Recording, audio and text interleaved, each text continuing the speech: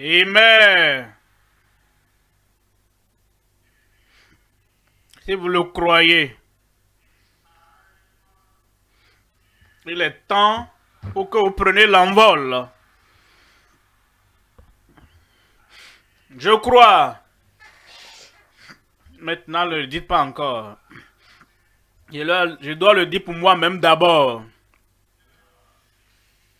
Vous savez, je pensais. J'étais né de nouveau quand j'avais 23 ans. Et personne ne m'a dit, ne m'a enseigné tout ce qu'on vous enseigne aujourd'hui. Chaque mois. Et je me suis dit, oh, j'aurais souhaité que quelqu'un m'ait enseigné tout ce que vous entendez. Mais, de moi-même, sans que personne ne me le dise, il n'y avait personne pour me dire, si tu peux le rêver, tu peux le faire.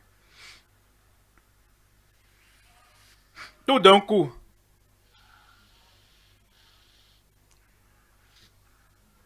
j'avais quelque chose dans mon cœur. Je ne sais pas si je l'ai rêvé ou bien Dieu m'a donné. Je croyais que Dieu me l'a donné.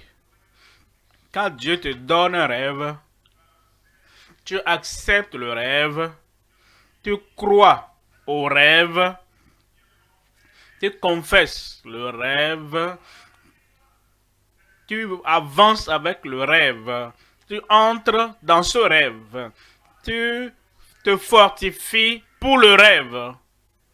Tu le feras. Mais vous savez, si tu dis, oh, j'ai un rêve, et t'entends, et tu ne l'intériorises pas pour savoir que je vais quelque part, tu dois le faire.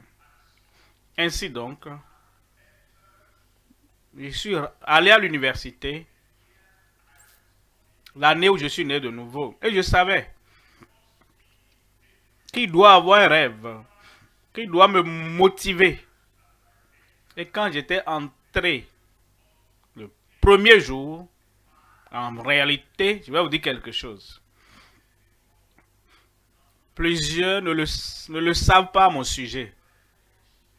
Quand j'ai eu la lettre d'admission en juin de 64, j'étais né de nouveau en avril. Ce que j'ai fait, j'ai contacté quelqu'un dans le département de mathématiques, un étudiant. Je le connaissais parce qu'il avait quitté notre cours secondaire. Et j'ai dit, s'il te plaît, donne-moi tous tes cahiers de la première année. Et il m'a remis tous ces cahiers entre juin et septembre. Avant que je n'aille à l'université, en tant qu'étudiant, j'avais déjà lu tous les cours. J'avais lu tout étudié. Et j'avais copié beaucoup de choses. Et nous sommes allés en septembre pour les cours. Quand les professeurs venaient, ce dont ils parlaient, j'avais étudié déjà entre juin et septembre. Parce que j'avais un rêve. Et ce rêve, je vous le raconte un père au fils. Vous serez comme moi. Ce rêve m'a permis d'être concentré. Et la distinction que j'ai eue en 67, qu'est-ce que vous pouvez avoir d'autre? Qu'est-ce que tu peux avoir d'autre? Tu vas prendre l'envol. Et voici le moment. Il y a ton temps. J'ai dit ton temps. Où est la personne dont je parle là-bas? Père, au nom puissant de Jésus, je prie que ce que tu dois planter dans le cœur et nous amener à prendre l'envol au-delà de ce à quoi nous avons pensé, à ce à quoi nos parents ont pensé, ou quiconque a jamais pensé, plante-le dans chaque cœur maintenant au nom de Jésus.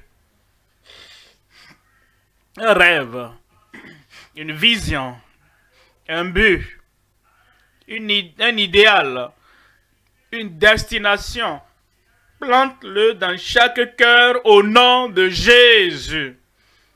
Ceux qui sont ici au lieu alpha et ceux qui sont là-bas, en ligne, partout, connectés maintenant. Seigneur, je prie, élève chacun au niveau supérieur. Et de notre temps, je verrai tes enfants là où ils prennent l'envol. Confirme-le dans chaque cœur. Au nom de Jésus, nous prions. Amen. Je dis cet amen pour moi-même. Hein? Que le Seigneur le confirme dans ta vie au nom de Jésus. Que Dieu vous bénisse. Vous pouvez vous asseoir. Aujourd'hui, comme nous parlons de régner. Régner avec Christ. Je vous présente dans ce message la voie royale au salut et au succès à travers Christ. La voie royale. Il y a une voie. Une voie que Dieu lui-même a construite. Et il nous prend sur cette voie royale qui va au salut, au succès, à l'importance. Et tu seras important dans la vie au nom de Jésus. En Ésaïe chapitre 48, verset 17. Ainsi parle l'Éternel, ton Rédempteur, le Saint d'Israël. Moi, l'Éternel, ton Dieu, je t'instruis pour ton bien. Le Dieu qui t'instruit pour ton bien. Le Dieu qui tient ta main et qui te conduit pas à pas et tu gravis l'échelle et il t'instruit pour ton bien. Il t'instruit pour que tu prospères. Il t'instruit pour que tu progresses dans la vie. C'est l'Éternel, ton Dieu. C'est lui-même qui nous a créés. Et il nous a créés pour quelque chose d'élevé, de grand, pour quelque chose de haut, pas quelque chose d'en bas. Il dit, notre Créateur, lui, notre Rédempteur, lui, notre Sauveur, lui, notre Seigneur, il nous instruit, il nous enseigne, il nous conduit, premièrement, pour notre bien, deuxièmement, pour qu'on prospère, et troisièmement, pour qu'on progresse. Et il dit, qui te conduit par la voie, par le chemin, par la voie express, pour que tu suives. Et si nous pouvons suivre le Seigneur, il n'y a pas de raison qu'on échoue. Il sait ce pourquoi il nous a créés. Il connaît le rêve qu'il a placé dans nos cœurs. Et il connaît la destination que nous devions atteindre. Et il dit, moi l'Éternel, je t'instruis, moi je te conduis dans la voie que tu dois suivre. Verset 18. Verset 18. Oh, si tu étais attentif à mes commandements.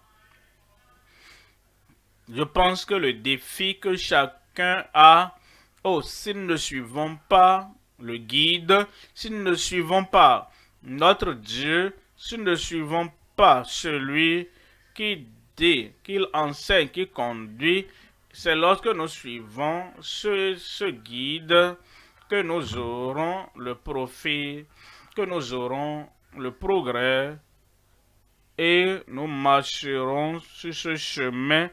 Il a dit, ah, si tu avais écouté mes commandements, ta paix serait comme un fleuve et ton bonheur comme les flots de la mer. En Jérémie, chapitre 6, verset 16. Jérémie, chapitre 6, 16. Ainsi parle l'Éternel. Ainsi parle l'Éternel. Quand vous lisez votre Bible, Plusieurs disent plusieurs choses. Vous devez réaliser ce que Dieu a dit. Si vous ne réalisez pas cela, vous allez accepter tout ce qu'ils ont dit comme si c'était la même chose. Comme si c'était la même chose. Vous devez savoir, ainsi parle l'Éternel.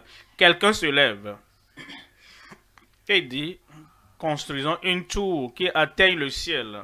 Ça, c'est le type de rêve, mais Dieu ne l'a pas dit. Dieu les a donc dispersés. Vous devez savoir ce que Dieu dit. Absalom a rêvé.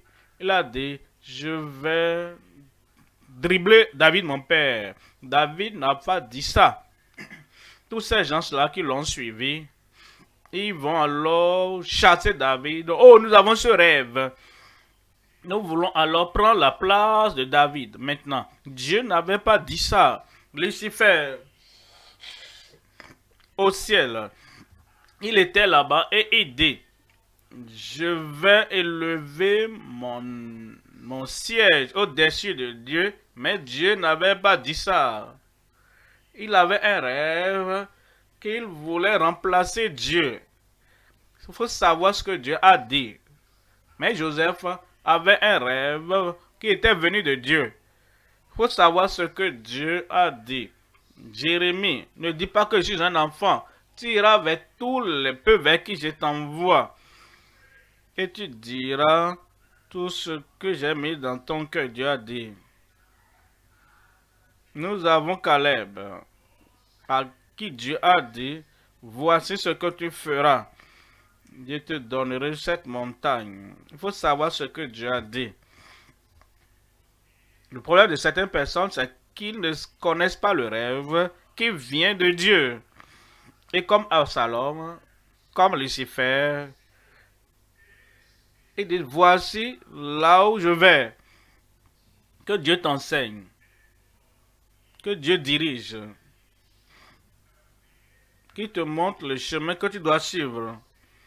Ainsi par l'Éternel, tenez-vous sur les chemins, regardez et demandez quels sont les anciens sentiers, quelle est la bonne voie.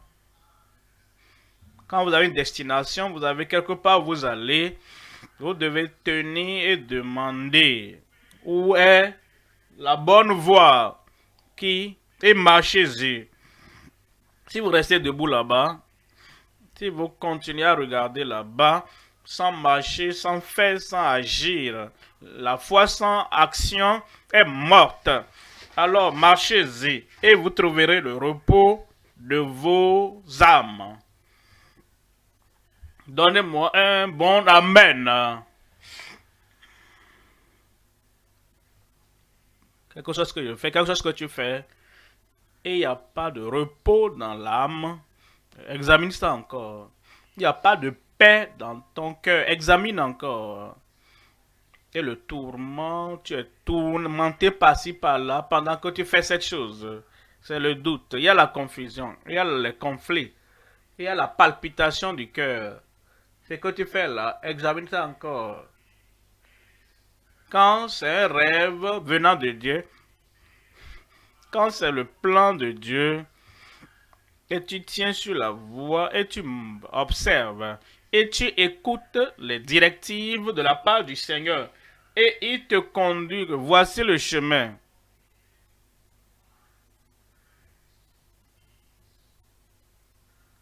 La tranquillité dans ton cœur, dans ton âme, au nom de Jésus.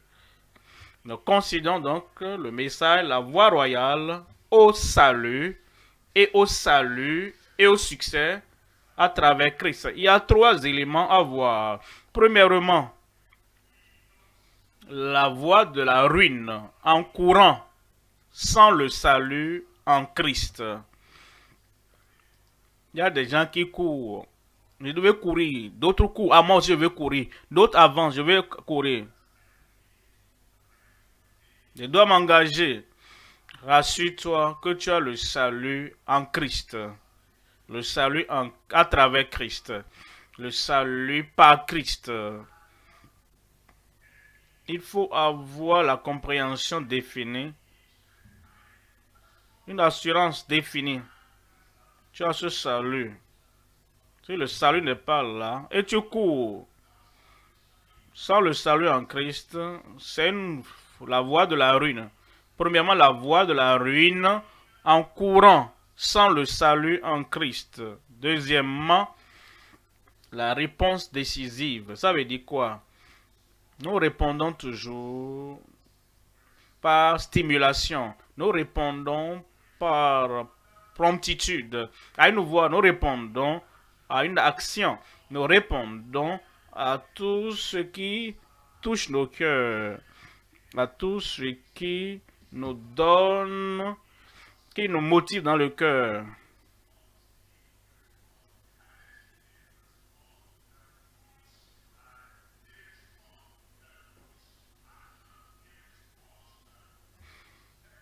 Et une réponse qui contrôle, domine tout.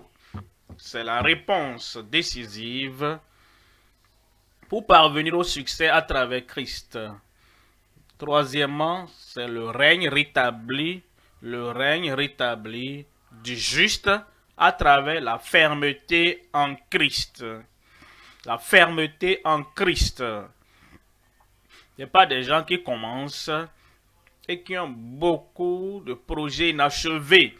Ils ont tellement de propositions inachevées. Ils ont beaucoup de choses inachevées qu'ils ont commencé. Et ils ne sont pas fermes. Ils ne sont pas disciplinés, ils ne sont pas diligents.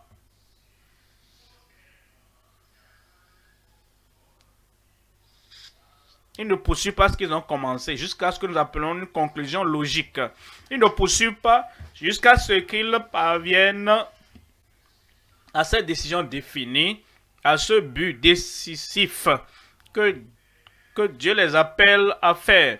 Ce que tu commences, tu vas achever. Il faut être affermé, il faut la discipline, il faut la diligence. Cela veut dire qu'il faut être déterminé.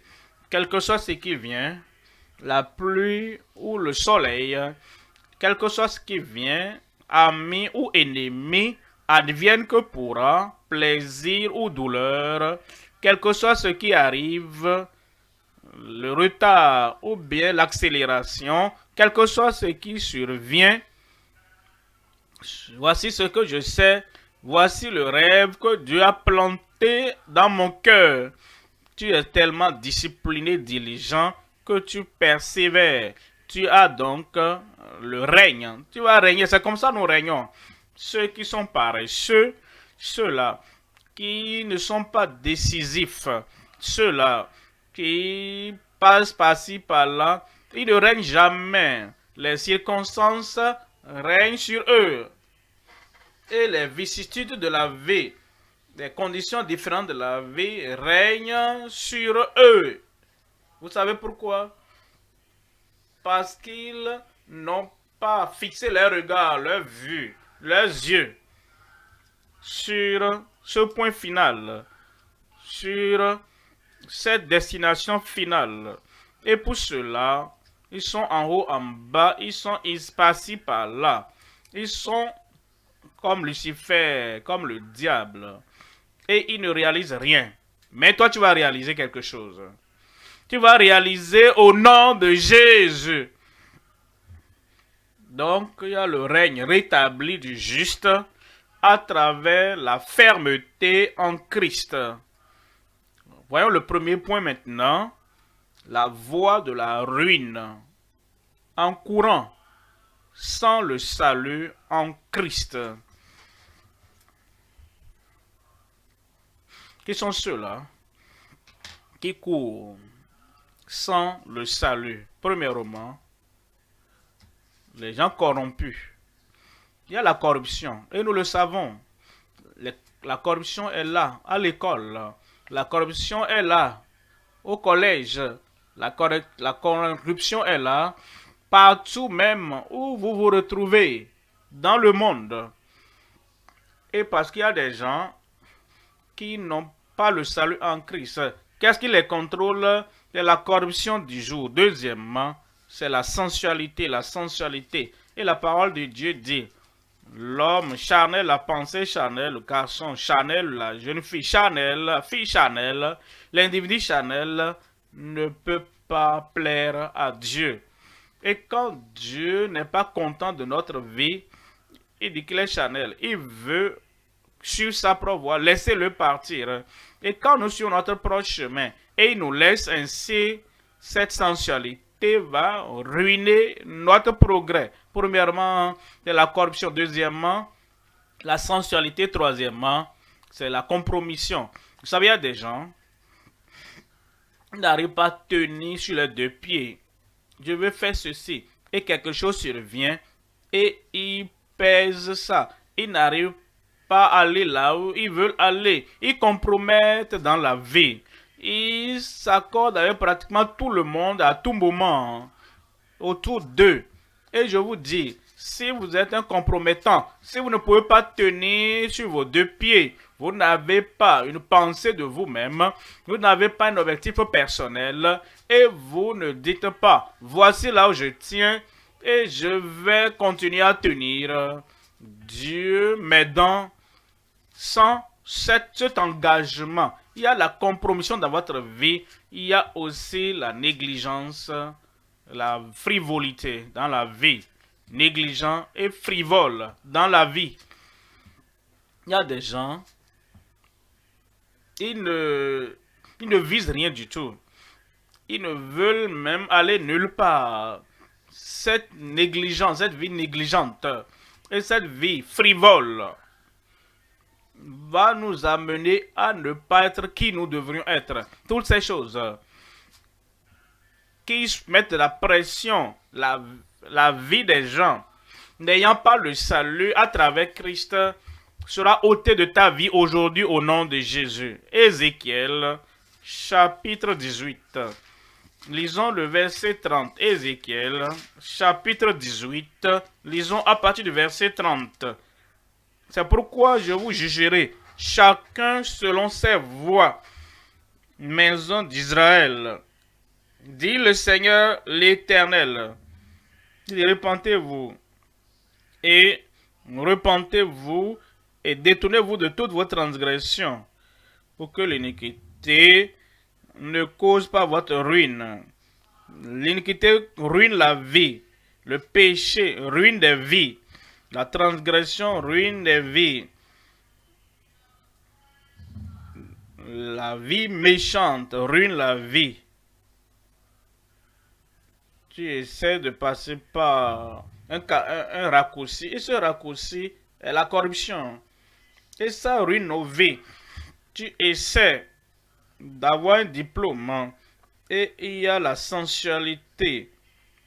Et tu te livres au professeur pour avoir ceci ou cela. La sensualité ruine des vies. La compromission ruine des vies. Quand tu es né de nouveau, Christ vit dans ton cœur. Christ te dirige. Christ enseigne là où tu dois aller. Et les autres camarades ou les aînés, ils viennent dire, pourquoi est-ce qu'on ne fait pas ça comme ça? Tu sais que c'est mauvais. Cependant, tu compromets. Ça ruine des vies. Et tu ne peux pas atteindre là où tu veux aller. La vie négligente.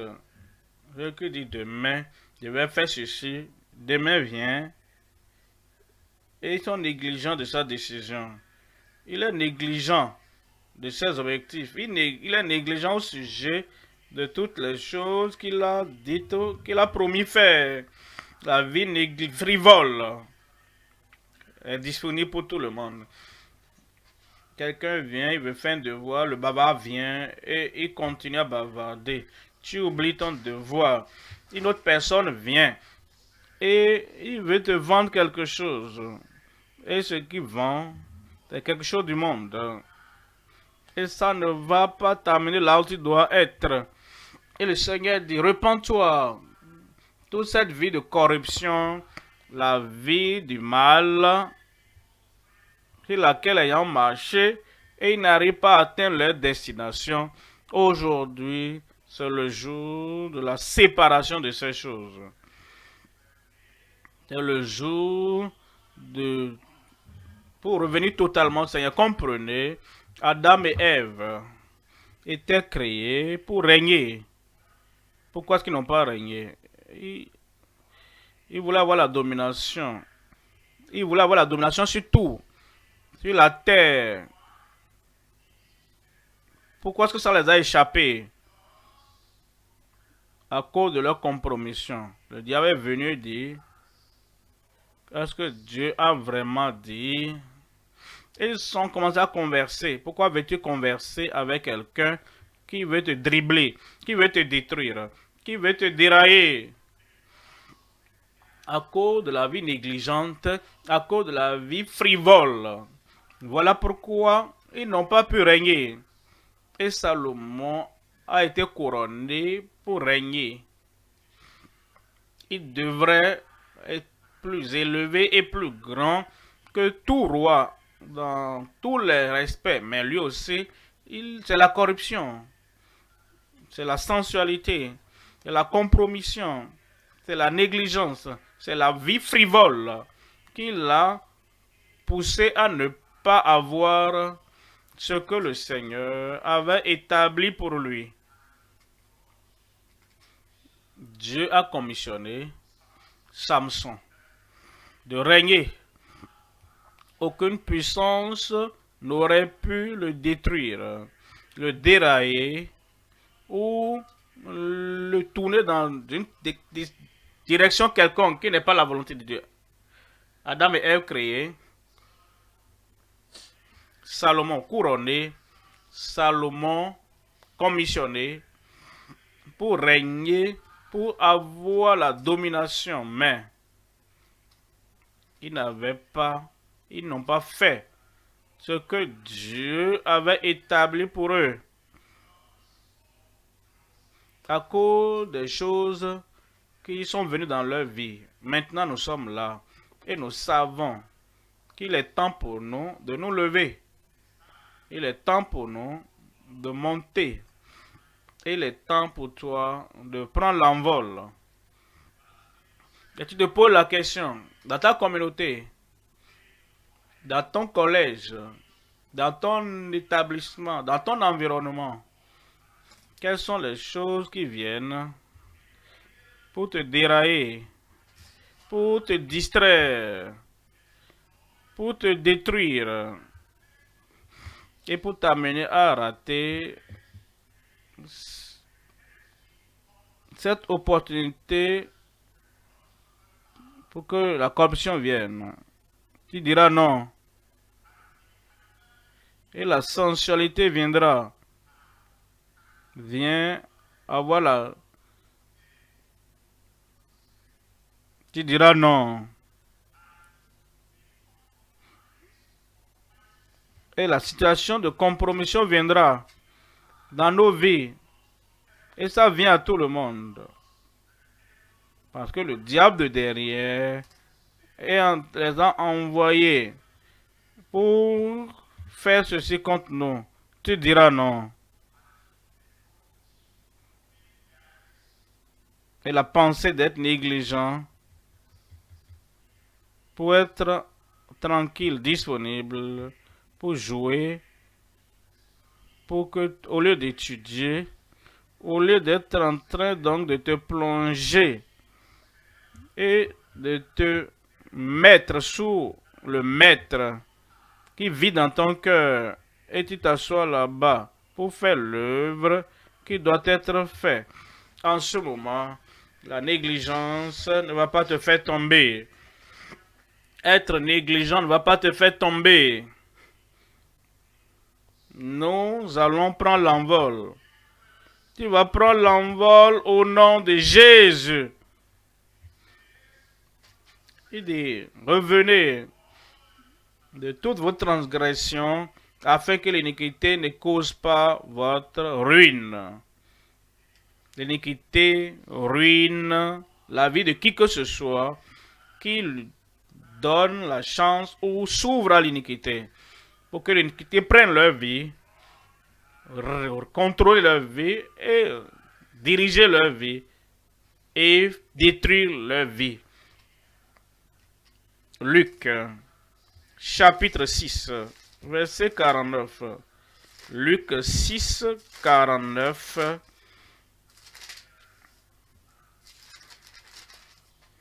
Mais celui qui entend et ne met pas en pratique est semblable à un homme qui a bâti une maison sur la terre sans fondement.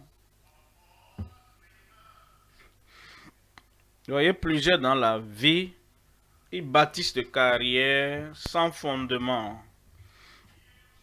Ils bâtissent leur poursuite académique sans la fondation. Premièrement, ça veut dire quoi? Ça veut dire qu'il y a des gens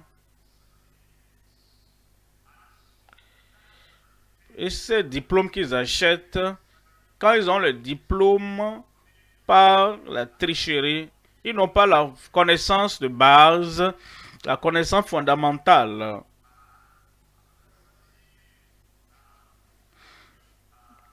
Et ils ont un diplôme et n'ont pas de fondement.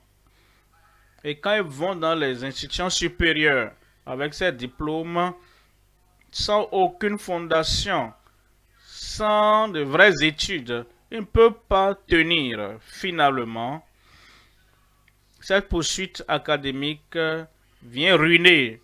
C'est ce qu'on dit.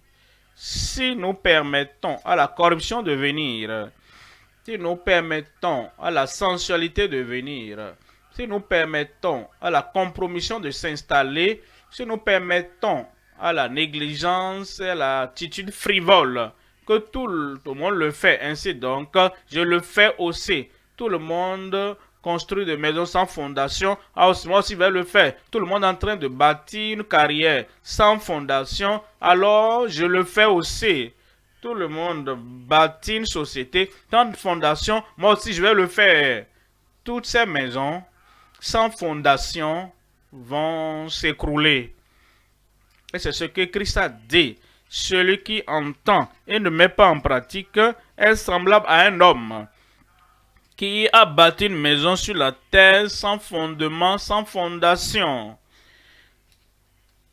Le torrent s'est jeté contre elle. Aussitôt, elle est tombée. Et la ruine de cette maison a été grande. Je prie que ta maison ne tombe pas.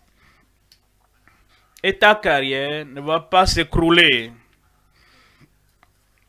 Et tu cours. Et ta course ne sera pas arrêtée, entravée par quoi que ce soit au nom de Jésus. Il faut la repentance. Ah, je sais que c'est la voie de la ruine. Je m'en repens de ça. Ça va au-delà même de la repentance. Il faut la restitution. Tu as un diplôme sans la fondation. Qu'est-ce que tu vas faire? La restitution. Tu as eu une admission sans la fondation. Et tu sais, c'est une autre personne qui allait passer l'examen pour toi. Au lieu de que tu ne le fasses toi-même. Et tu as pu te précipiter pour l'avoir. Mais tu n'as pas la connaissance. Tu n'as pas la fondation. Et si la fondation, les fondements sont renversés, que feront les justes? Il y a la repentance, il y a aussi la restitution. Ensuite, il y a aussi ce que nous appelons rectifier le passé. C'est une formation. Je n'ai pas telle connaissance, telle fondation. Cependant, je vais prendre l'envol. Et je crois que tu vas prendre l'envol. Il y a une formation de rattrapage. Tout ce que tu as perdu par le passé. Et tu n'as pas la fondation, tu dois retourner à cette chose de base. Et tu te formes. Il y a la repentance. Deuxièmement, il y a la restitution. Et tu corriges ce que tu as fait de mauvais.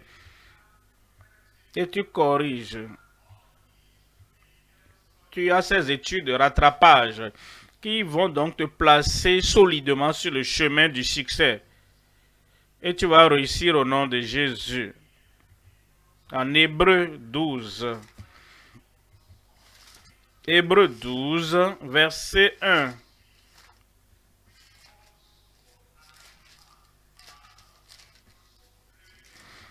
Nous donc aussi, puisque nous sommes environnés d'une si grande nuée de témoins, ça veut dire quoi?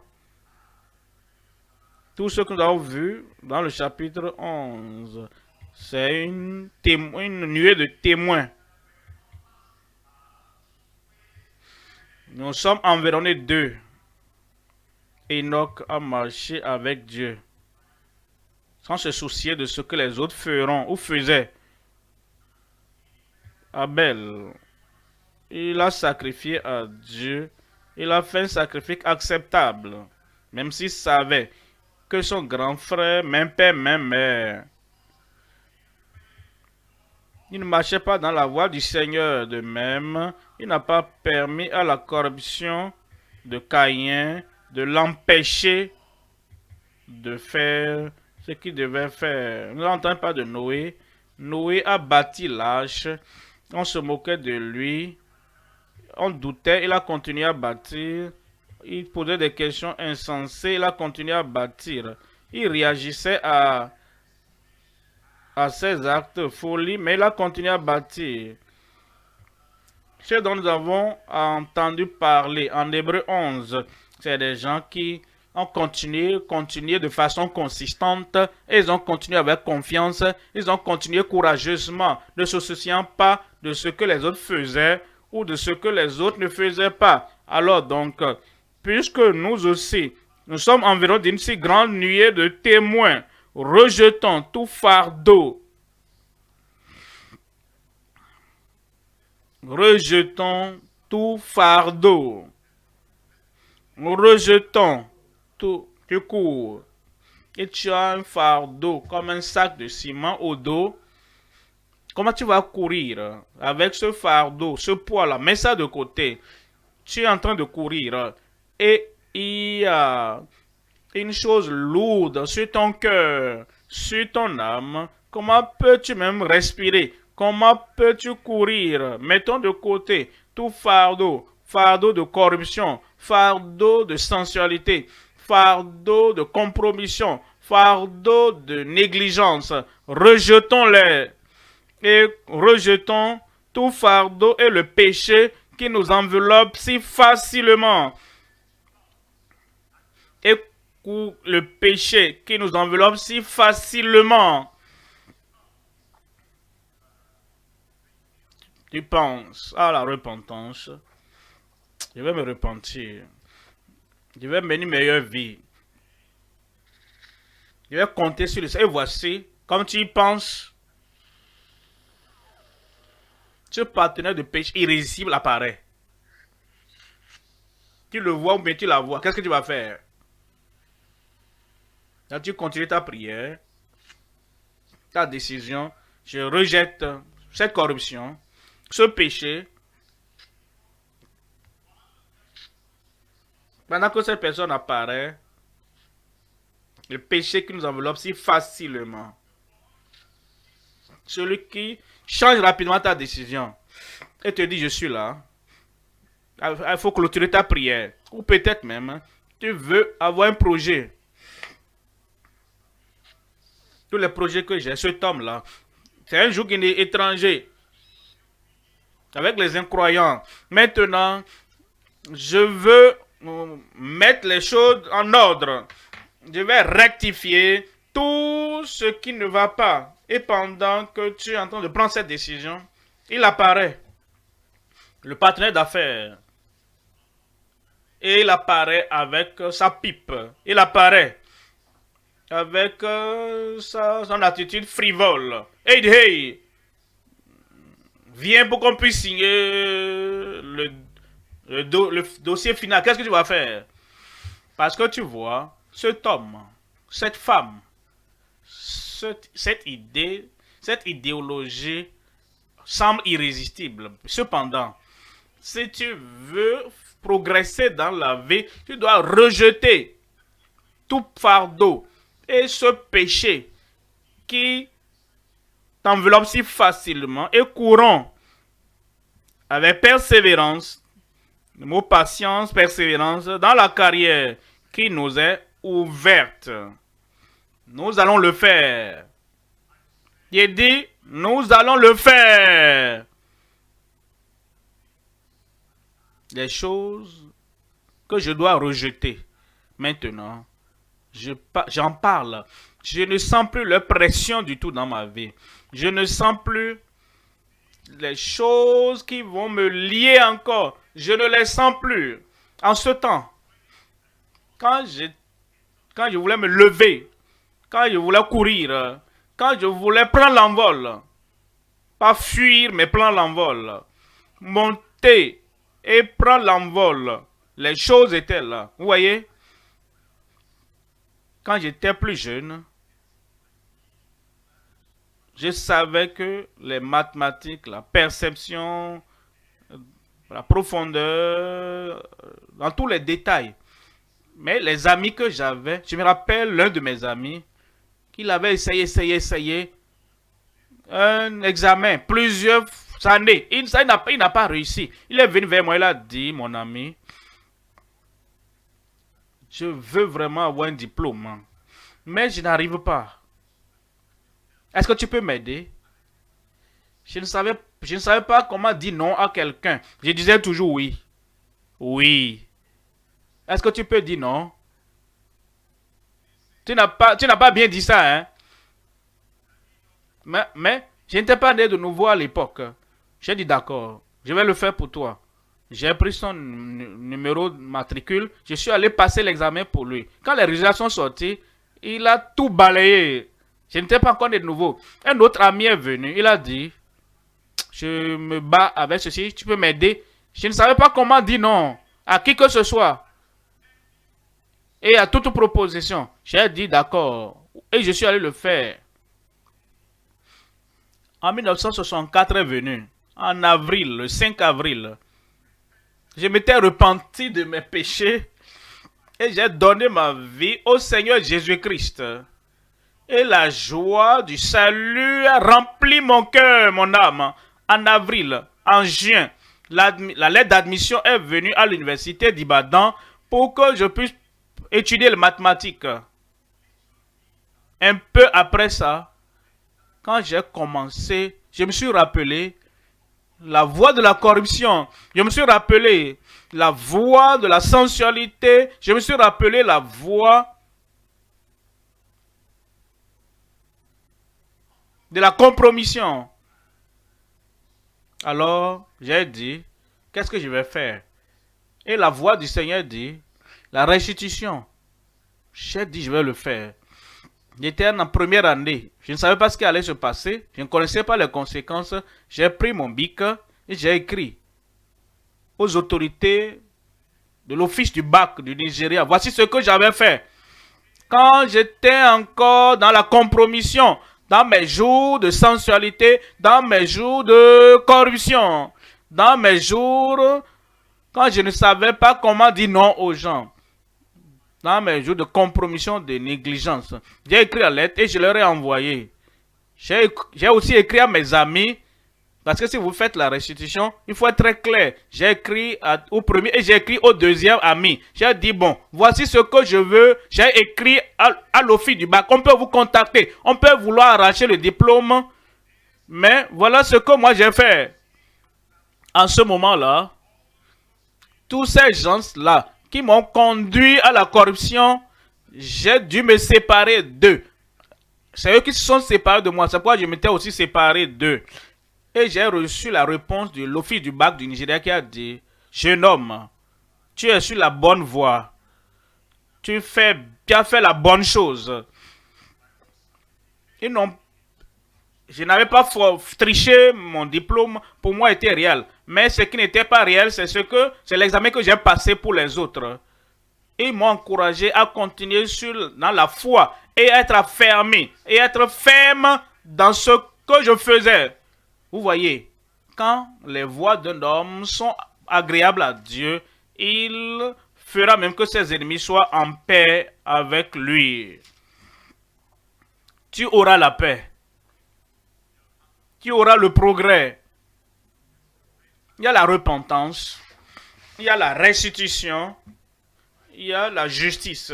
Et comme tu te donnes au Seigneur et tu dis, Seigneur, je suis à toi, je t'appartiens et je vais demeurer dans la foi pour le restant de ma vie, cela scelle ta repentance avec la justice. Deuxième point maintenant.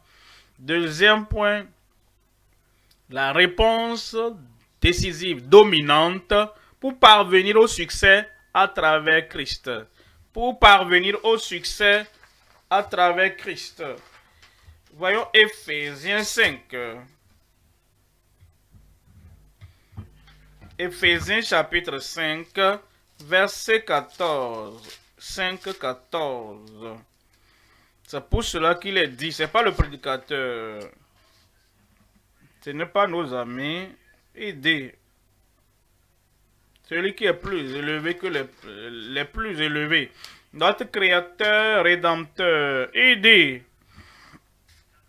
la puissance qui nous aide, la puissance qui nous réveille et qui nous conduit.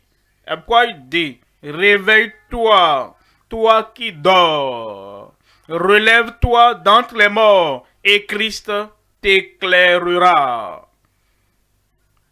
Quand la lumière de l'évangile te parvient et tu l'acceptes et tu crois à cela et tu embrasses cela et tu dis, cette lumière de l'évangile qui me parvient, je vivrai par elle, je vais marcher par elle, je vais être contrôlé par elle, je ferai tout par elle.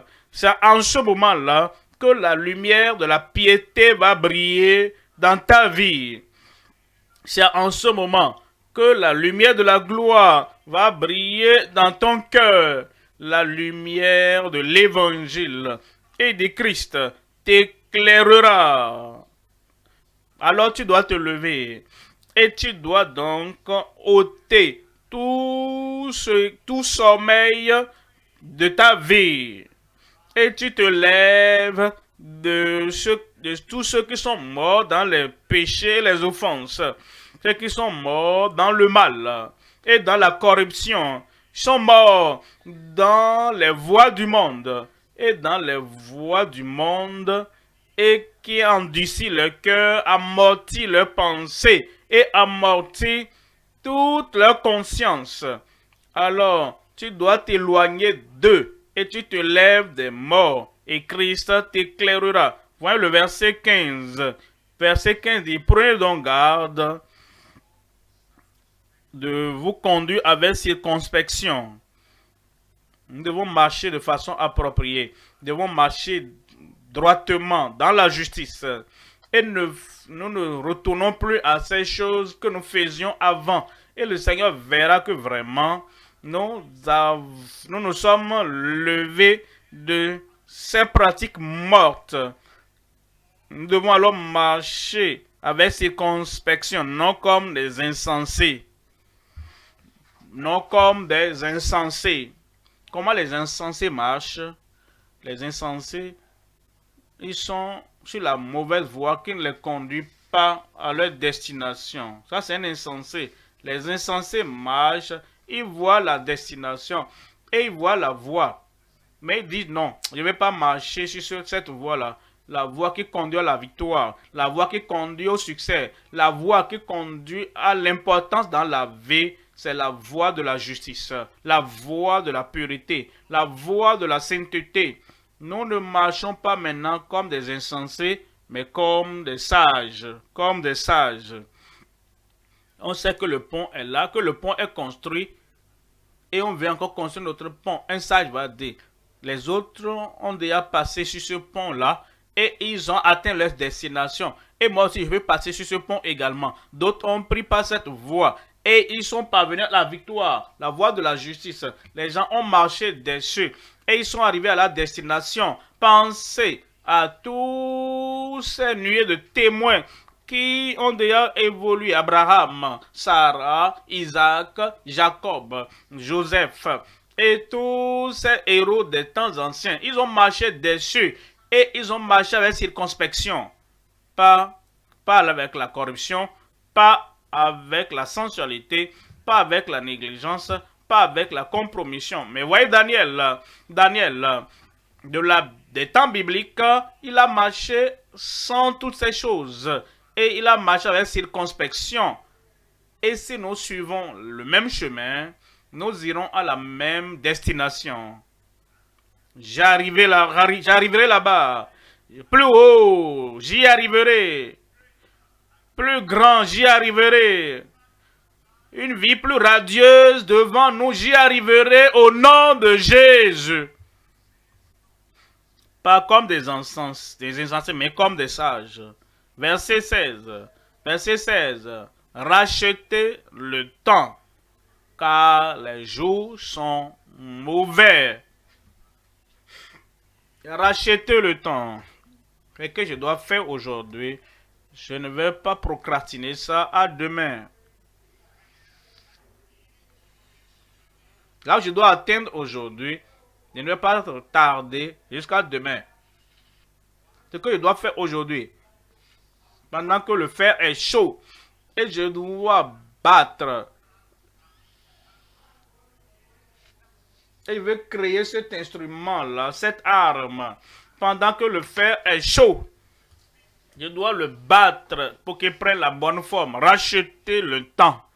Si je parle au moment approprié, le bon moment, le temps nécessaire, quand mon cerveau est encore vivant et actif, si je parle, bavarde dans ce moment-là, et plus tard maintenant, je reviens à la chose, je n'ai pas racheté le temps.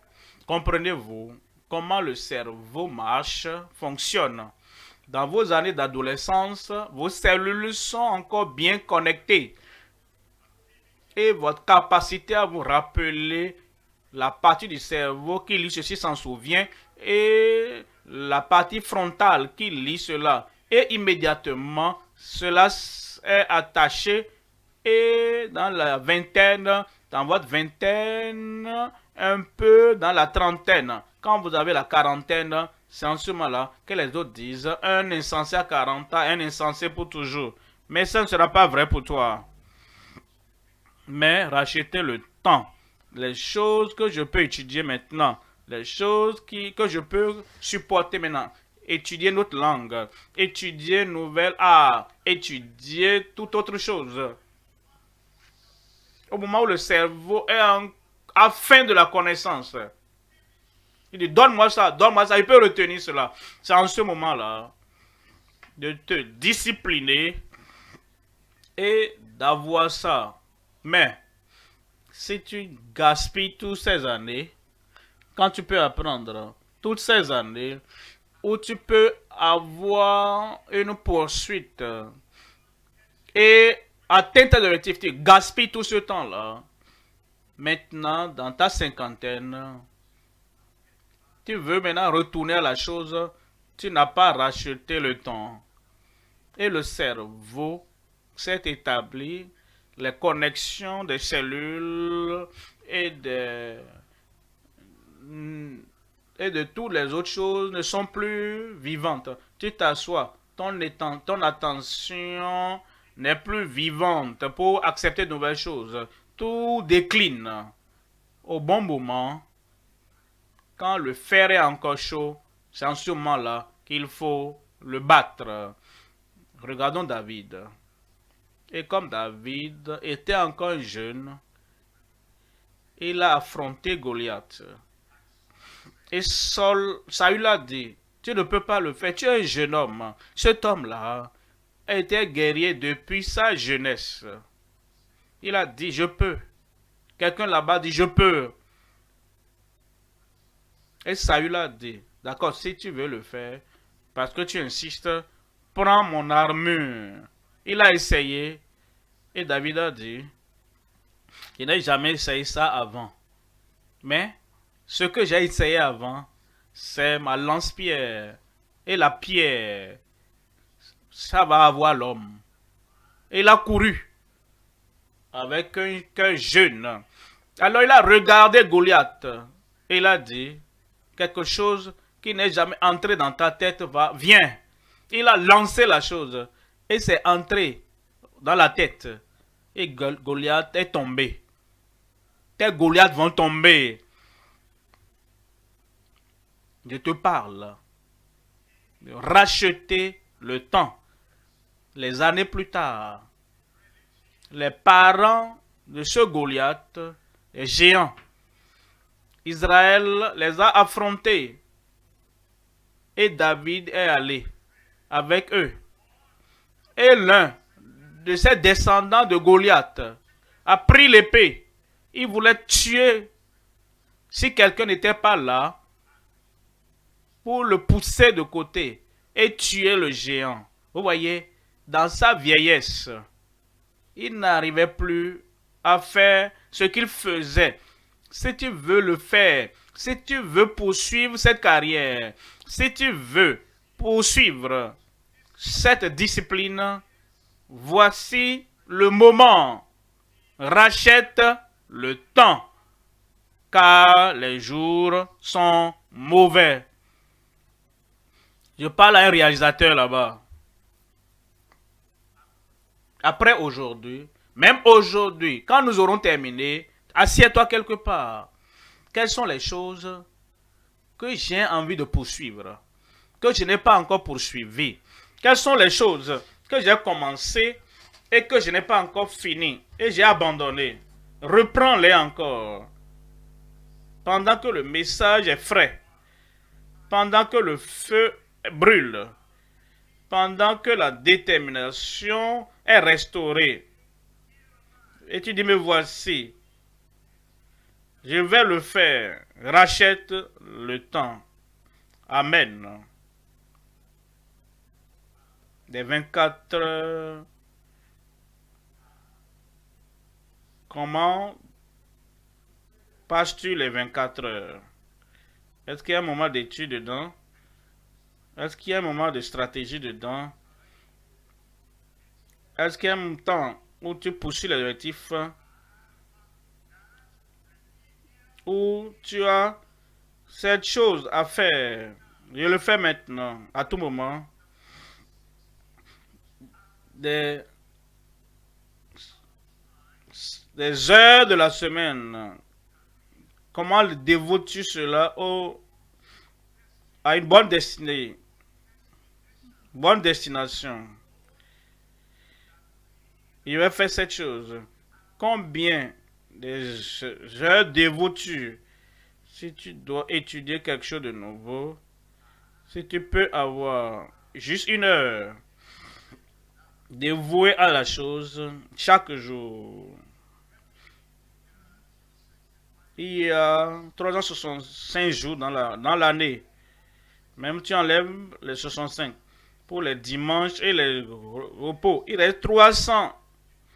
Si tu t'es concentré sur une seule chose,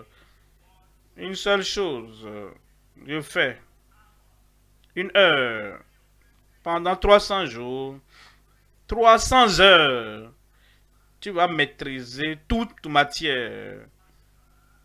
Tu vas maîtriser toute matière. Je vais maîtriser.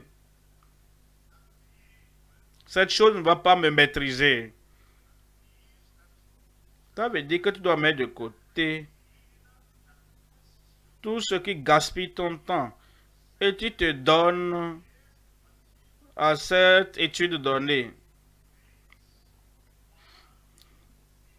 Cette chose à faire, tu vas réussir. Ésaïe 52, verset 1. Ésaïe 52, verset 1. Réveille-toi, réveille-toi. Il n'y a rien à faire à moins que je ne me réveille. Jusqu'à ce que ma conscience ne me réveille. Jusqu'à ce que ma pensée ne me réveille. Jusqu'à ce que mon cerveau ne se réveille. Jusqu'à ce que l'homme intérieur en moi se réveille. Il y a des gens, Et ceux qui passent par-ci, ils ne se réveillent pas à la réalité. Ils ne se réveillent pas à leur avenir. Ils ne se réveillent pas à quoi que ce soit, même s'ils vont à l'école. Ils sont simplement à l'école. Ils ne se réveillent pas. Pourquoi est-ce que je suis là? La première chose que nous faisons, c'est de nous retrouver, de nous réveiller. Revêt ta parure. Revêt ta parure. Plusieurs sont coupables parce qu'ils ne revêtent pas le chapeau, parce qu'ils sont coupables, parce qu'ils ne revêtent pas la force de nos vies. Tu regardes ma vie, tu regardes ta vie. Où suis-je aujourd'hui? Et où suis-je aujourd'hui? Quelle est la force qui m'a amené là-bas? Quelle est l'attitude qui m'a amené là-bas? Quelle est la puissance qui m'a amené là-bas? Quelle est la dévotion qui m'a amené là-bas? J'étais là-bas par le passé. J'étais là en 1958 et je ne connaissais rien du tout. Je ne sais même pas pourquoi. J'étais au secondaire même. Mais quelque chose est arrivé qui m'a réveillé. Le cerveau dormait. Alors un enseignant est venu. Ce qu'il a fait m'a réveillé. Maintenant j'ai réalisé que j'ai la force qu'il faut revêtir. Et j'ai revêtu la force. Et je te défie aujourd'hui. Regarde ta vie. Regarde ton passé. Regarde tes actions. Regarde là où tu es présentement. Réveille-toi. Et tu vas te réveiller. Et tu vas revêtir ta force. Amen. J'étais né de nouveau. J'ai lu les Écritures. Et j'ai lu à reprises, plusieurs reprises. Mais il y a quelque chose que je n'ai jamais fait. Je n'avais jamais prêché hors de ma zone de confort. J'avais des étudiants, je leur parlais, ils étaient mes étudiants, mais au-delà de cette zone de confort, je n'arrivais à parler à personne. De Christ, je n'arrivais pas à prêcher. Je sais que j'avais la connaissance, mais je n'arrivais pas à l'exprimer. Un jour, un dirigeant chrétien avait un programme, il tenait une conférence. Il m'a appelé. Et tel qu'il m'a dit de me préparer, un message. Je n'ai pas pu dire non. Même si j'étais timide et j'avais peur. Je me suis préparé. D'autres se sont préparés. Ils ont fait pour eux. Quand mon tour était arrivé, j'avais oublié que j'étais une personne craintive, timide. J'ai oublié que j'avais peur de la foule. Ce jour-là, j'ai oublié. Tu vas oublier le négatif. Et le positif aura lieu dans ton cœur au nom de Jésus. Et j'ai enseigné, je me rappelle, l'homme que Dieu utilise. C'était le thème qu'il m'a donné, l'homme que Dieu utilise. Et j'ai prêché ça aux gens. Je ne pensais même à quoi que ce soit. Et après ce message, il m'a appelé de côté et m'a dit, Dieu t'a suscité. Tu es un enseignant de la parole. Amen. Et ce qui m'a réveillé. Quelque chose arrive dans ta vie. Un événement, une occasion. Et cette chose te réveille. Et c'était depuis ce moment, j'ai su la force et les capacités dans le ministère de l'enseignement. Et j'ai développé ça. J'ai lu, j'ai étudié, j'ai pratiqué. Et nous voici aujourd'hui. Ce que Dieu a fait pour moi, il le fera pour toi. Quelqu'un là-bas. Et dit quelqu'un là-bas. Voici le jour. Tu vas te réveiller au nom de Jésus. Et revêt ta parure, Sion. Revêt tes habits de fête, Jérusalem, ville sainte. Car il n'entrera plus chez toi ni incirconcis, ni impur. Verset 2. Secoue ta poussière. Pendant que nous sommes couchés, pas d'objectif, pas de but, pas de désir, pas de progrès. Rien n'est chez nous. Vous mettez une chaise quelque part, un instrument quelque part, et vous laissez ça. Personne ne touche. Personne ne vient toucher ça. Poussière, poussière. Va s'assembler. C'est ce qu'il fait à l'être humain. La poussière s'assemble dans le cerveau, dans la pensée, dans l'esprit. Lorsque c'est là, la poussière va s'assembler. Mais mon jour est venu. Tu vas te lever de la poussière. Tu vas te détacher des liens de ton cou. Comment quelqu'un peut être resté là? Les gens viennent. Il est calme là. Et on met des liens à ton cou. Par la manière dont tu parles. On met des limites dans ta vie. On met des jougs sur ton cou. Par les actions qu'il manifeste. Et tu es simplement là. Tu ne te poses aucune question. Qu'est-ce que tu me fais? Pourquoi est-ce que tu mets ce joug-là sur mon cou? Pourquoi tu mets ces restrictions dans ma vie?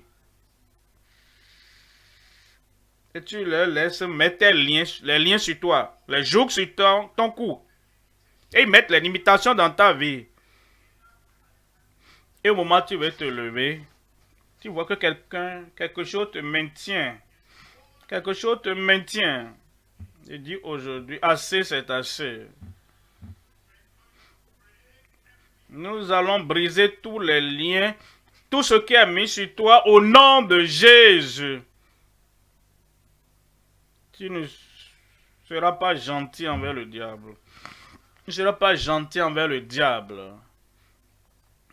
Il y avait un prédicateur. C'est un prédicateur charismatique. Il avait une famille. Il avait des jeunes enfants. Il ne savait pas qui était Satan. Il ne savait pas qui était le diable. Mais ce prédicateur charismatique, les enfants le suivaient à l'église. Et ce prédicateur, après avoir prêché, il dira, Satan, je te chasse. Je te chasse, démon. Un des enfants est venu. Pourquoi ne pas être gentil envers lui? Il ne va pas se sentir bien, hein, tel que tu parles de lui. Hein. Tu le chasses comme ça. Pourquoi ne pas être gentil envers Satan? C'est comme ça certaines personnes sont gentilles envers le diable. Assez, c'est assez. Tu es gentil envers les démons, les esprits qui vont les détruire. Ne t'en fais pas. Si tu ne le fais pas, les autres vont le faire. Assez, c'est assez. Tu vas sortir de ce joug aujourd'hui au nom de Jésus. Détache tes liens des liens, ô fille captive de Sion. Tu ne seras plus captif. Tu ne seras plus un esclave au nom de Jésus. Psaume 1, verset 1. Heureux l'homme. Qui est cet homme?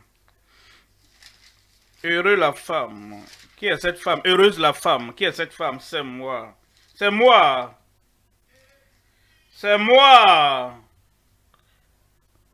Toutes ces promesses qui sont dans la Bible, c'est pour moi. La bonté de Dieu là-bas, c'est là pour moi. La force, c'est bon pour moi. Heureux l'homme qui ne marche pas selon le conseil des méchants. Je suis cet homme qui ne s'arrête pas sur la voie des pécheurs. Je suis cet homme qui ne s'assied pas dans la compagnie des moqueurs.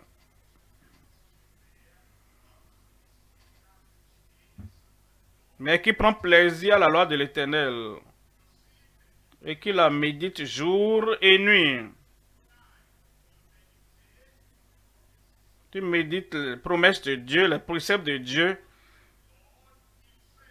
ce que le Seigneur a établi pour toi dans la parole. Voyons le résultat, verset 3. Verset 3, il dit, il sera comme un arbre planté près d'un courant d'eau et qui porte son fruit en sa saison. Je vais porter de fruits dans toute saison, la saison des adolescents. Il y a un type de fruit que tu dois porter dans la saison des adolescents. Et tu vas porter ces fruits. Il y a un type de fruit que tu dois porter au collège. Et quand tu es au collège, les fruits appropriés, tu dois les porter au nom de Jésus. En tant que... Après le collège, il y a un type de fruit que tu dois porter. Et ce n'est pas le fruit... Ce n'est pas le fruit des élèves. C'est un fruit assez approprié pour ta... Et tu vas porter ça au nom de Jésus. Et tu commences à marcher. Quand tu commences à marcher, et tu es nouveau là-bas, comme jeune professionnel, il y a un type de fruit que tu dois porter. Tes fruits vont porter au nom de Jésus. Regarde ta vie. Quand je regarde ma vie, mes jours de secondaire, quel type de fruits je vais porter? Et quand je suis arrivé au collège, il y a un type de fruit que j'ai porté. Et quand j'ai commencé à travailler, quel type de fruit j'ai porté? Et tout est là. Quel type de fruit je porte? Regarde les domaines de ta vie. Toute saison de ta vie. Quand tu permets à une saison d'être vide sans fruit, tu vas porter des fruits dans tes saisons. On dit ses feuilles ne se flétrissent point et tout ce qu'il fait lui réussit. Tout ce que je fais, tout ce que je fais va prospérer. Amen. Rappelle-toi, tout ce que je fais. Et si je ne fais rien? Et si je plante zéro? Et si j'agis zéro? Si je contribue zéro? Et si je n'apprends rien? Zéro multiplié par fois 40, ça fait combien? 0 multiplié par 47. Et 0 fois 82. C'est ce que nous faisons qui va prospérer. En ne faisant rien.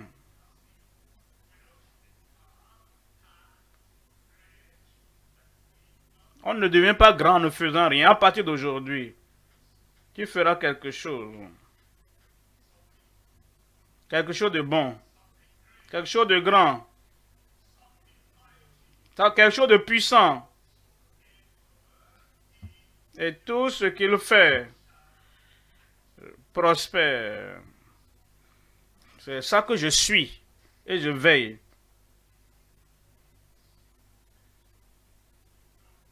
Il n'y a pas de jour livré à la paresse. Il n'y a aucun jour qui ne soit pas livré à la productivité. Quelque chose en ligne avec ta carrière, avec ce que Dieu t'a amené à devenir. Quelque chose doit être fait pour que Dieu puisse multiplier cela chaque jour dans notre vie au nom de Jésus. Troisième point maintenant, le règne rétabli du juste à travers la fermeté en Christ. Le règne du juste. Le règne du juste. Ce sont ceux-là qui règnent, les justes. Ils ne règnent vraiment pas. Les péchés endurcis. Il y a beaucoup de vide dans la vie, dans la profession, dans l'appel de ceux-là qui sont endurcis aux yeux du Seigneur. Ils ne réalisent rien. Ceux qui sont justes et qui sont fermes en Christ et qui continuent en Christ, ce sont ceux-là qui veulent régner. Le péché ne régnera pas sur eux. Et le péché ne va pas régner sur toi. Satan ne va pas régner sur eux. Et Satan ne régnera pas sur toi. La maladie ne va pas régner sur eux. La maladie ne va pas régner sur toi. Le moi ne va pas régner sur eux. Le moi ne régnera pas sur eux. La substance. La substance. Aidez-moi à créer substance. Quand on parle de substance, vous allez dans la brousse et vous cueillez des feuilles qu'on appelle marijuana et vous mettez ça dans la bouche et ces choses viennent dans votre cerveau, dans votre esprit, dans votre âme, dans votre vie, la substance. Les gens qui vont se lever, où sont-ils? Ceux-là qui vont aller, où sont-ils? La substance ne va pas ruiner votre vie. C'est chaud dans la bouteille, quel que soit le nom qu'on lui donne, alcool, qui tourne le cerveau, qui change des vies, qui détruit le cerveau. En réalité, les scientifiques nous disent maintenant que la cigarette et l'alcool produisent le cancer dans la vie des gens. Ça ôte leur santé. Ça raccourcit leur vie. Cette chose ne va pas régner sur toi. Si tu n'as pas encore commencé, la meilleure chose, c'est de ne jamais commencer. Si tu as déjà commencé, le Seigneur va te délivrer aujourd'hui. Et après cette délivrance, tu ne retourneras plus à cette substance au nom de Jésus. La servitude ne va pas venir dans ta vie. La servitude, la sensualité ne va pas se servir de ta vie. Et les serpents, les scorpions ne vont pas agir sur toi. Ne vont pas te nuire. Ne vont pas détruire ta vie. Christ va se servir de ta vie. le serpent et le scorpion.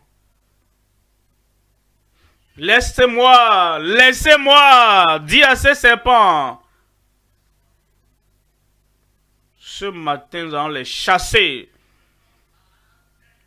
Ils n'auront aucun pouvoir sur ta vie au nom de Jésus.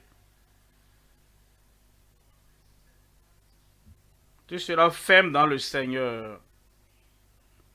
Et tout ce que tu as entendu aujourd'hui, et tous les jeunes qui ont démontré ce que tu rêves, si tu peux le rêver, tu peux le réaliser, et quelque chose a bougé en toi, et tu dis, donnez-moi la chance, je vais me lever, et je vais de l'avant. Ce sera fait. Tu ne vivras pas dans la médiocrité. Tu ne vas pas, tu vas pas courir par-ci, par-là sans savoir ce que tu vas faire. Tu vas te lever. Tu vas prendre l'envol.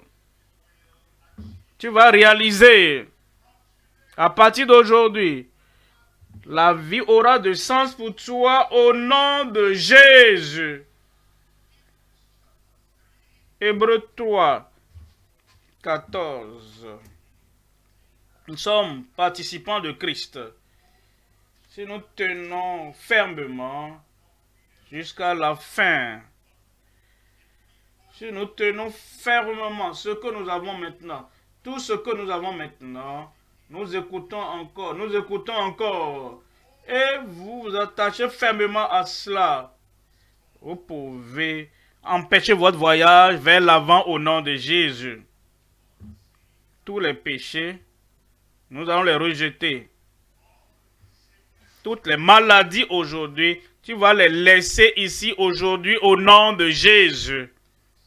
Satan sera sous tes pieds. Romains 16, verset 19. En Romains 16, verset 19. Pour vous, votre obéissance est connue de tous. La décision que vous prenez aujourd'hui ira partout. Ça ira loin. Et ça arrivera au trône de Dieu. Je suis heureux en ta faveur. Mais je veux que vous allez jusqu'au bout. Verset 20. Et le Dieu de paix va écraser Satan. Et le Dieu de puissance. Et le Dieu de toute puissance va écraser Satan sous vos pieds. Et la grâce de notre Seigneur Jésus soit avec vous tous. La grâce pour le salut soit avec toi. La grâce pour le succès soit avec toi. Et la grâce pour la fermeté soit avec toi. Et la grâce pour vaincre à tout moment, chaque jour, dans toutes choses, partout, comme tu sors maintenant, la grâce va te suivre. Elle demeure avec toi. Plus d'impossibilités dans ta vie. La victoire, le triomphe, la puissance, la réalisation.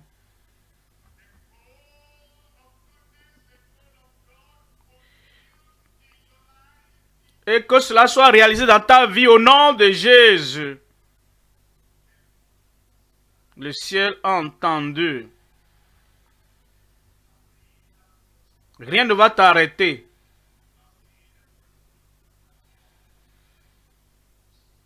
Quelqu'un, message, et que tu veux aller quelque part, et son défaut sont comme tu réussis, je vais réussir.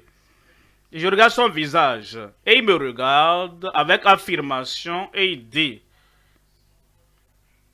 et quand quelqu'un sonne, Je mets ta voix là-bas et je te suis. Et comme je réussis, tu vas réussir. Je vais voir ton visage. Je vais voir ton visage là-bas. Lève-toi. Lève-toi. Et ceux qui sont dehors, que Dieu vous bénisse. Levez-vous également. Le succès est venu pour vous. La réalisation est venue pour vous.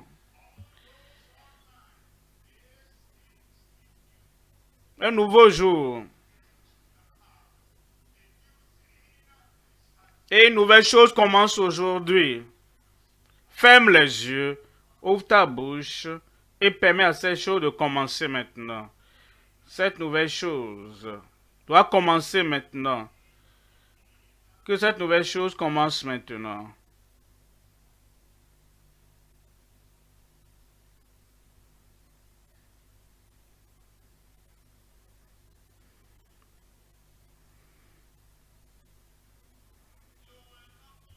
Tu ne vas pas vivre dans la médiocrité.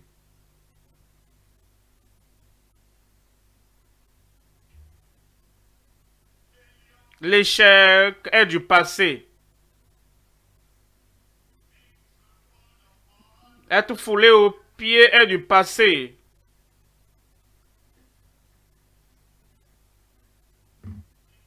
La défaite est du passé.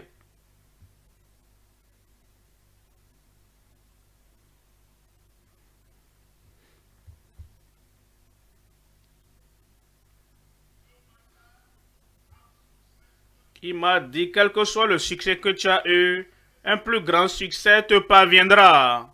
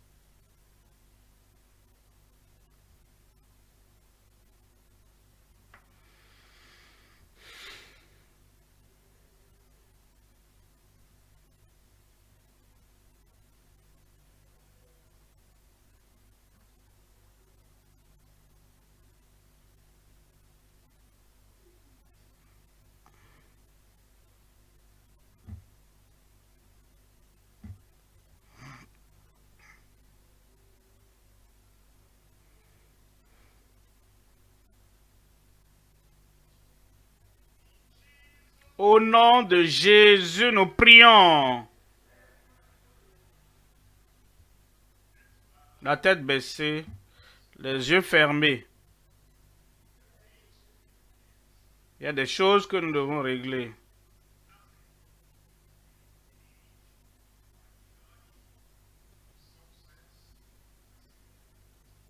La tête baissée, les yeux fermés. Au cours du message, nous avons découvert ce que le péché mignon,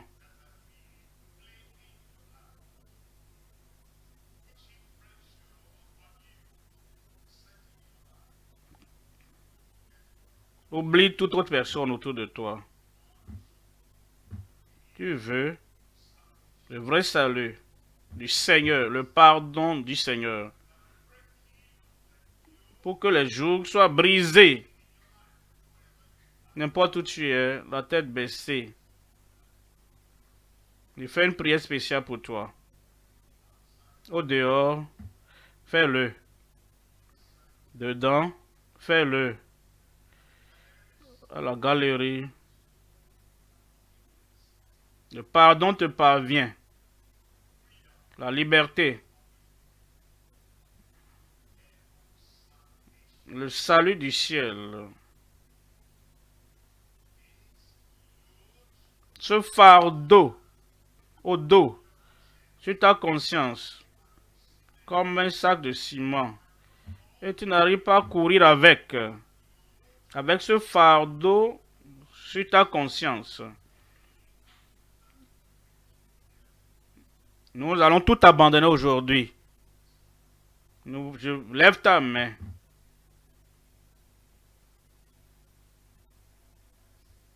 Est-ce que tu es là?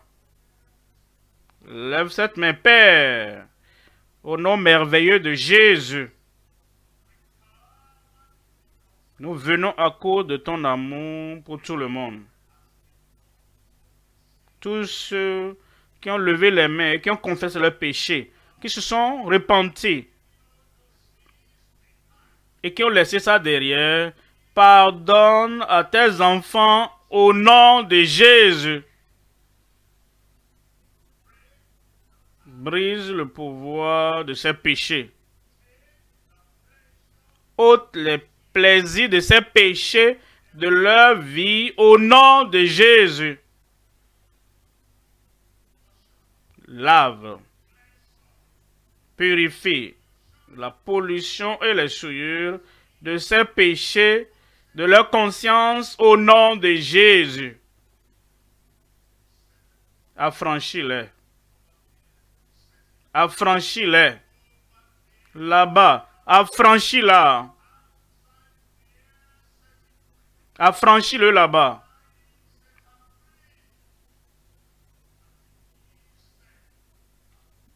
Pour les libérer, pour aller dans la voie profitable. Quelque chose de progressif. Quelque chose de professionnel. La bonté dans ta vie. Le sourire de Dieu sur ta vie. Le temps maintenant pour toi. Tu vas prendre l'envol. Seigneur, que la faiblesse quitte chaque vie.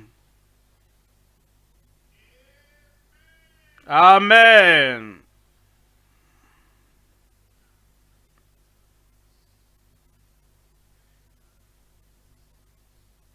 Parfois, quelqu'un marche sur le chemin et quelque chose commence sur la voie. Il dit, où vas-tu? Et de me réveiller et de revêtir ma force. Et je vais réussir. Il dit, d'accord. Tu es mon cadavre. Tu veux dire quoi? Je suis la maladie. Et je suis debout ici. Je t'attendais, hein. Et la maladie, moi la maladie là, je ne vais pas te permettre d'aller là où tu veux aller. J'ai dit tu es un menteur. Ton maître, le diable aussi, est un menteur. La maladie ne va pas t'arrêter. Dis-le pour toi. La maladie ne va pas m'arrêter. La maladie ne va pas t'arrêter au nom de Jésus. Tu es guéri par ses maîtrissures.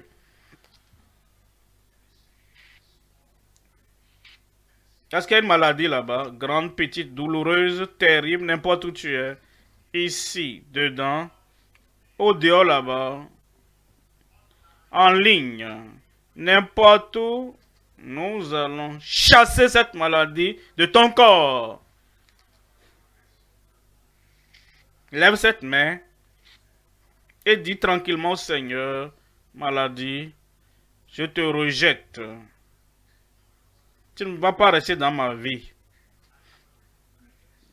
Je vais progresser sans toi. Je suis guéri. Je suis guéri.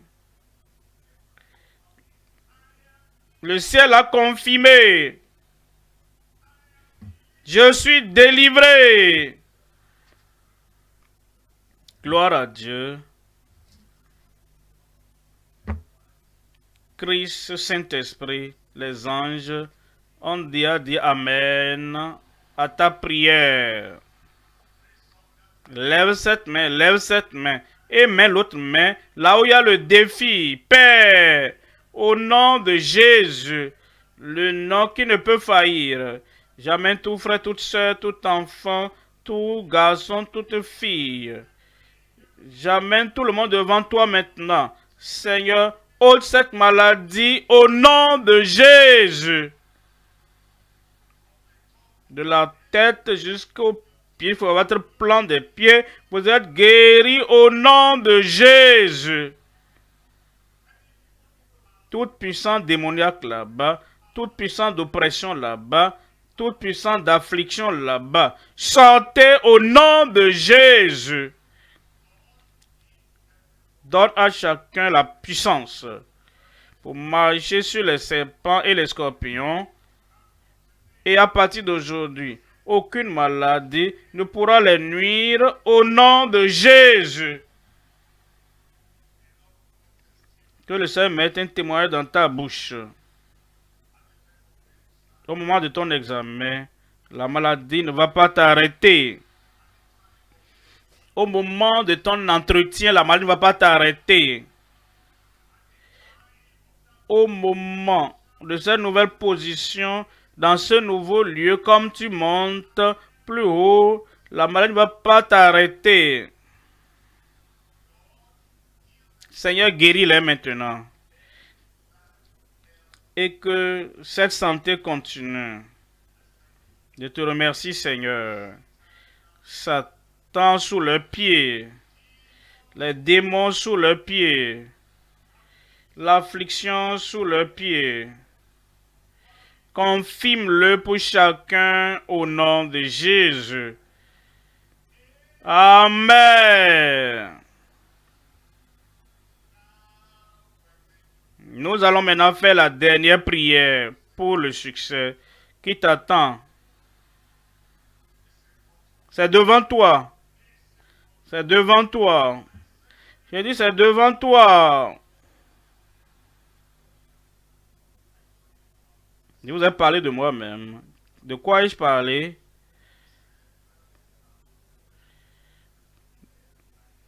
Partout où j'ai été, tu iras. Et le succès, plus de succès que moi-même.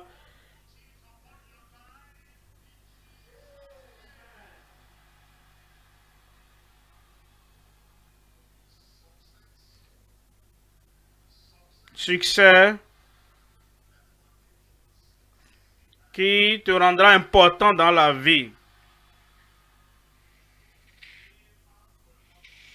Ton nom ne sera pas écrit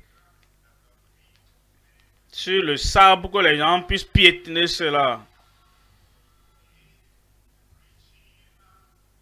Ton nom sera écrit dans le livre de vie.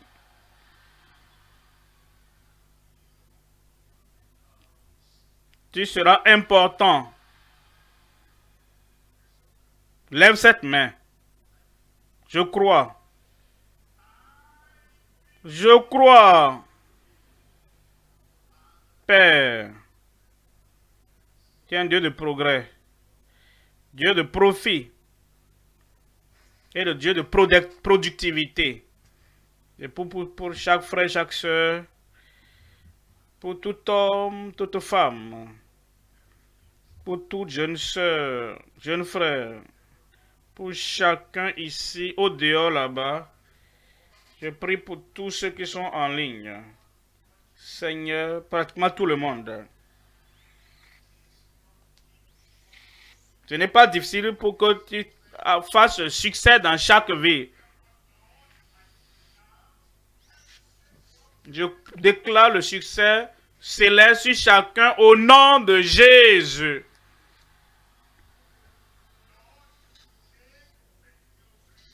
Ôte la médiocrité de chacun.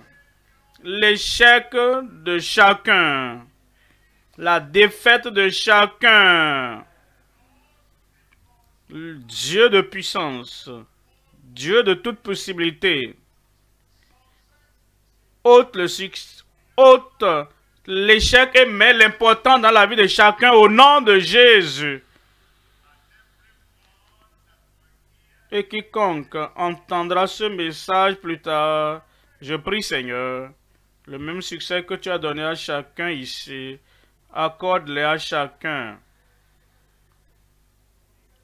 La victoire dans votre vie, le triomphe dans votre vie, la prospérité dans votre vie, la joie et le bonheur dans votre vie, le progrès dans votre vie, la solution à tout problème dans votre vie, la réponse du ciel à toutes vos prières, au nom de Jésus. Vos larmes sont effacées. Et ce qu'il vous faut pour arriver à ce succès, le ciel va pourvoir. Confirme le succès, l'importance, le triomphe dans chaque vie au nom de Jésus. Merci Seigneur. Merci Seigneur. Au nom de Jésus, nous prions.